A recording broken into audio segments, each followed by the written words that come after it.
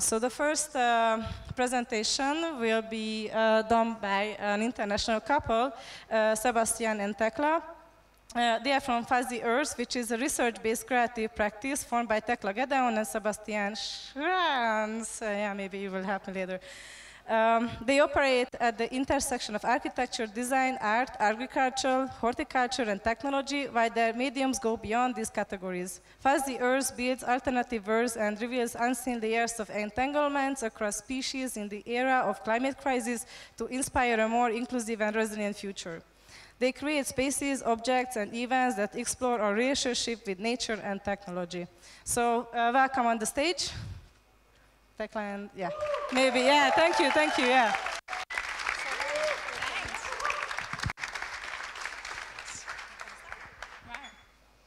Super, sziasztok, hi.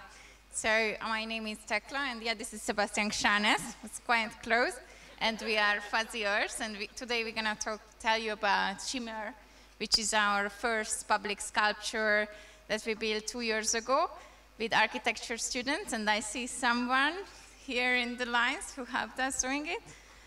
Shimmer today is actually in Budapest in Gardonyi Square, and it's dedicated for lichens, which are micro-scale, ever-growing organisms. We are fascinated by them because they help us to understand more than human timescales. So lichens are these tiny creatures that can live forever. So unless we disturb their growing, they can continuously revive and hibernate and revive themselves. Yes, so these are lichens, and lichens are not only organisms for us, they're also microscopic worlds consisting of algae and fungi and bacteria. And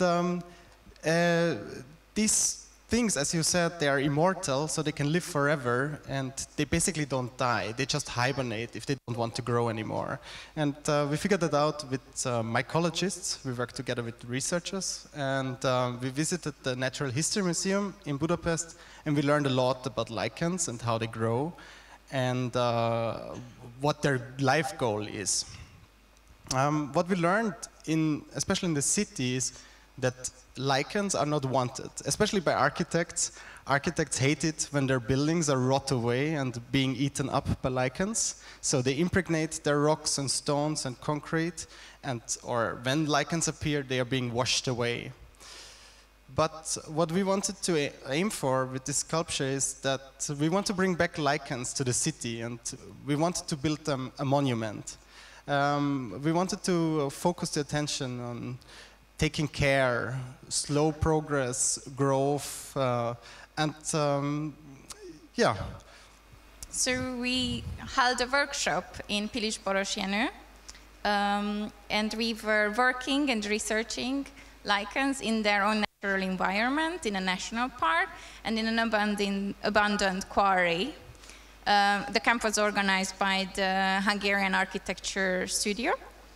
And we organized also some walking tours, and through these tours, we were studying the landscape, the geology, the materials, the pigmentation, and we were really interested in where do lichens thrive naturally.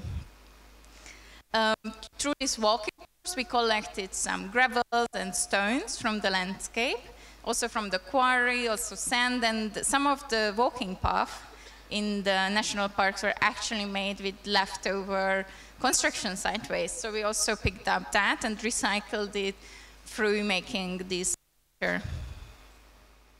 Yes, and so this whole sculpture consists out of 12 segments, and each participant of our workshop was asked to design one of these segments.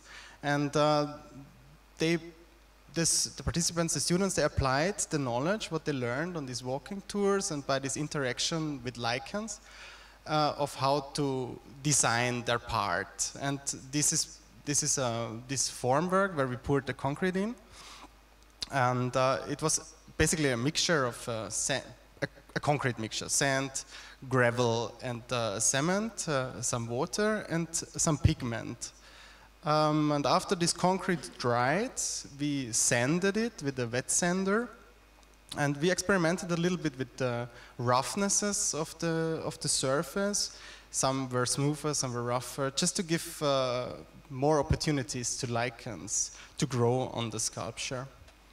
Yeah, that's the recipe what we used for the sculpture. So you can take a photo if you're quick, or you can ask us later, or maybe it's on our website even. Yeah, basically that's very simple. So we didn't add any chemicals. And after the concrete was dry and after we sanded the whole thing, we assembled it. And in the quarry, we told each other stories about the lichens. And we wanted to focus on a design with the students, which is not based on capitalistic values and fast production, but rather slow progress and acts of care. Then later, after the camp, we brought it to the city in Budapest, where it's still there. So if you're going after this camp to Budapest, you can see it there, and it's rotting away, and lichens are growing. There are no lichens yet, so it might take some more years. We are quite inspired by the work of Anne Pringle, scientist, who follows lichen growth. She actually uses a tracing paper and draws tiny drawings annually to follow how many millimeters do they grow. But this is a very questionable matter because lichens actually live longer than scientists. So we are experimenting with new digital methods. We have a 3D scanning digital archive where we scan the sculpture every year, and we try to trace the patterns, how they will evolve over the next 10 to 100 years. We also created a publication called Landscapes Yet to Come, which is a collection of narratives, speculative stories about the future decay and future thriving. And this is available on our website for sure. It's like a 100-year-old narrative that tells the story of these organisms and colonies.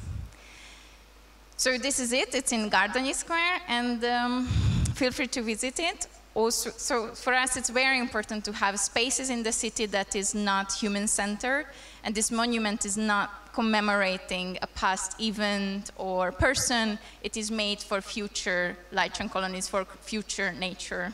Thank you. Thank you.